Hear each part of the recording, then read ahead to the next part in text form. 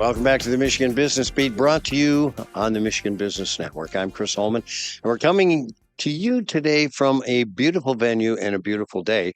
We are at the Grand Hotel, where the Detroit Regional Chamber of Commerce is hosting its annual policy conference. And, policy means a lot of things to a lot of people, and we're here for a lot of different reasons. We do a fair amount of media, we do a fair amount of advocacy, we do a fair amount of lobbying, if you will.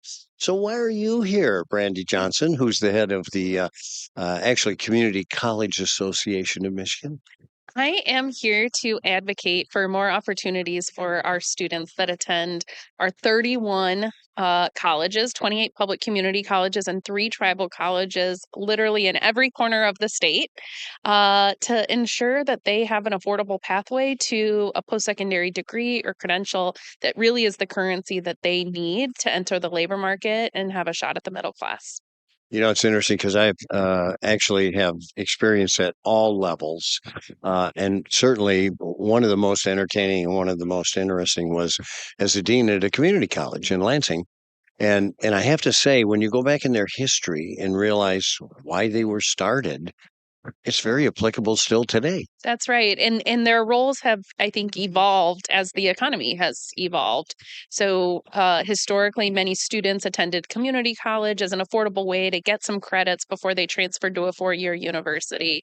Now we see so many more of our students being served by one of our technical programs in fields like IT and advanced manufacturing, the skilled trades, certainly healthcare, where you can really get a degree or certificate in one of these fields and immediately enter into the labor market with a high paying wage.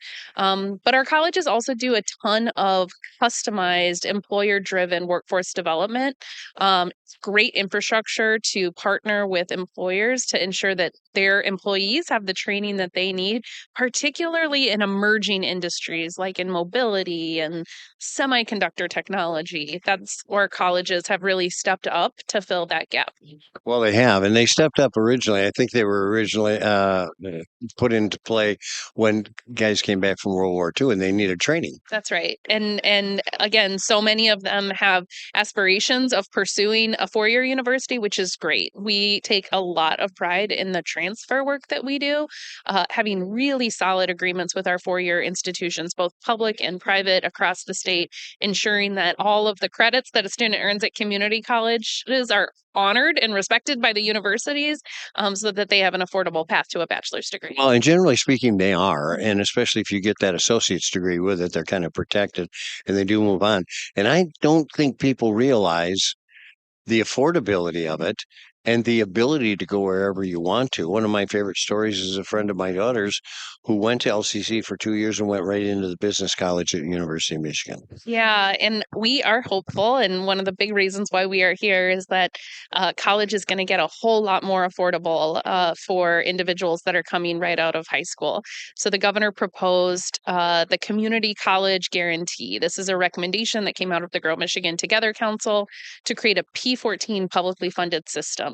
By making years 13 and 14 tuition free for students and families will be a game changer in terms of building a college going culture, meeting our 60 by 30 goal, and ensuring that our employers have the workforce that they need. So we see a path for this to pass in the budget later next month, with support from the governor, to ensure that all students from the graduating class of 2024 have a tuition-free pathway to an associate degree.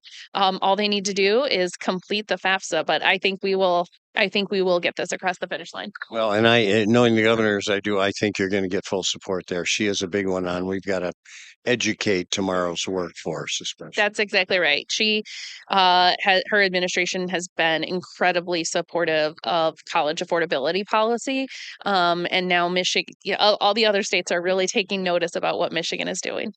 You alluded to it. You talked about it a little bit. One of the things I love about the community colleges is you can get an associate's degree or or a certificate in technology. I mean, I look at, say Lansing Community College, their robotics center. It's just awesome. Yeah, the technical fields I think really set us apart.